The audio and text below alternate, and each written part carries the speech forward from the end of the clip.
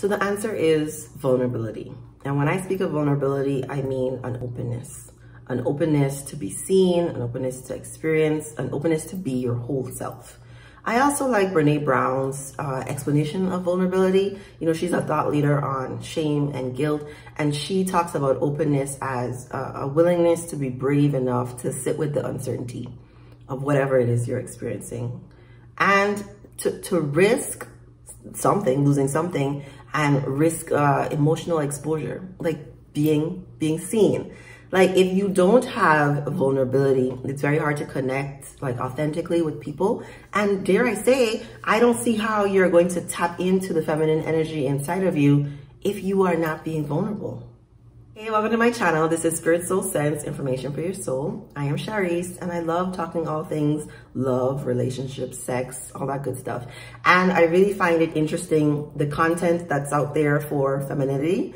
And it's really not just a Black thing. I think it's helpful if we frame what's happening now in 2021 as it relates to femininity, level up journey, in the history of how women got here, and to also frame femininity in context of masculinity, because yin and yang. So like, I have two parts, because I really think femininity should be a lifestyle. It should be a part of who you are.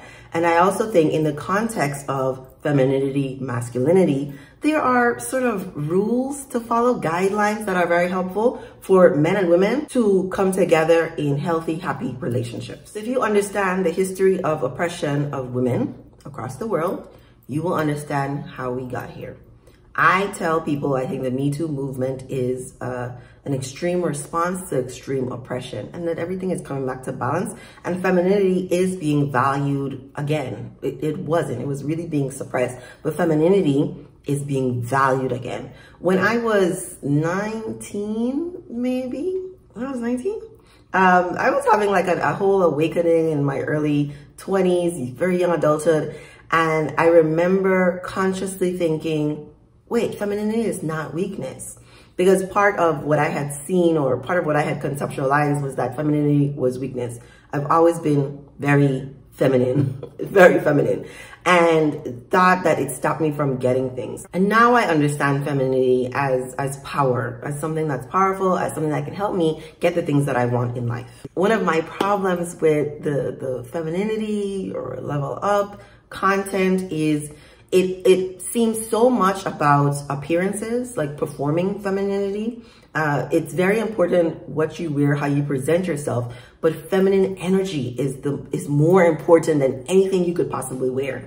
And the feminine energy is not something you can turn off and on. I hear very few people saying this part, like, it's not something you turn off and on. I think we can temper it, right? I tap into more masculine energy when I'm at work and I have to talk to people and tell people what to do, but I don't stop being feminine.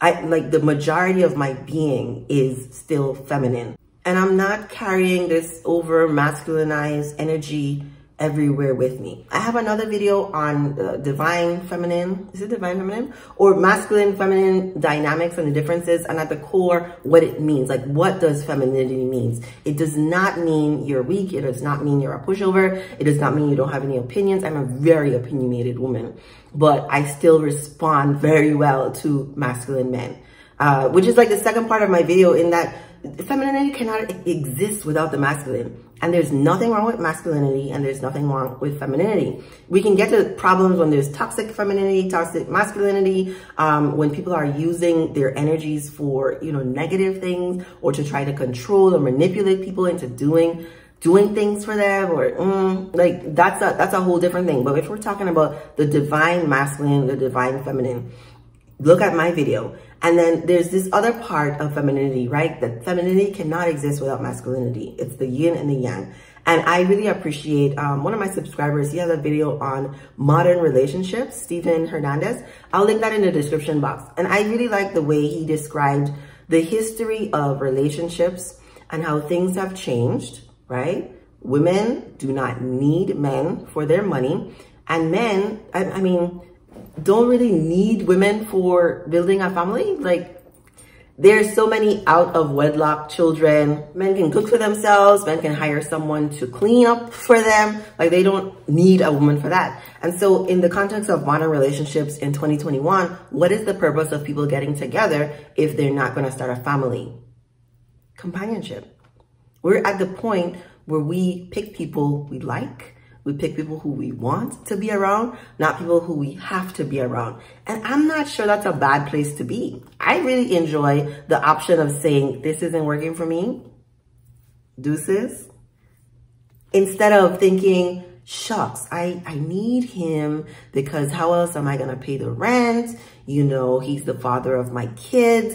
And how, I don't have kids. He's the father of my kid. I mean, I have one. He's the father of my kids. And I want, you know, to be stable household. And then the stigma attached to single motherhood, all that stuff. There's still some stigma attached to single motherhood. But back in the day, it was unheard of that people got divorces, that people didn't stay with people. And then to think you're not picking someone based on like, you know, you're picking someone based on necessity. I am not mad that I'm living in a time where I can run businesses, where I can pick a man based on my preferences. And we don't have to be together. We don't. And I like that part of it. The other part of, you know, femininity, masculinity, I like gender roles in my relationship.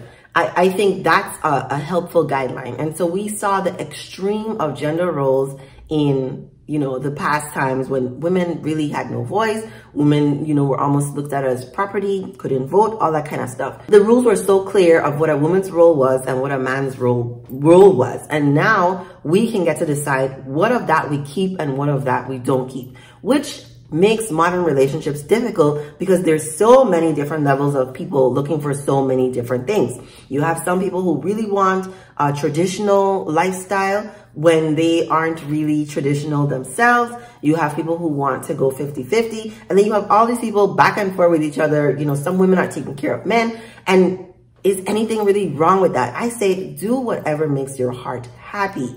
But the conflict that I think we see a lot in relationships these days is that nobody really knows what the rules are anymore.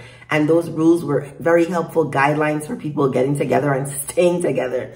We get to make the rules up now. We get to decide what kind of person we want to be with, and we can negotiate, right?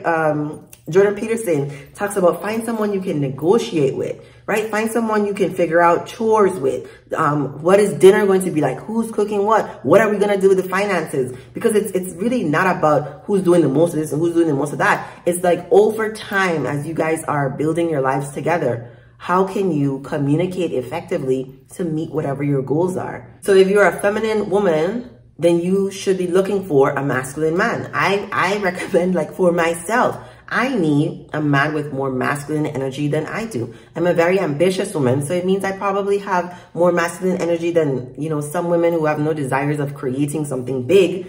But because I am still feminine, because I like gender roles, I am going to have to find a man who is interested in gender roles as well. Because there's a lot of people who don't want that anymore. And I think we're at the point in time where you can find anything you're looking for. If you are a woman and you want to be a stay-at-home mom or you want to be a housewife, you can find that.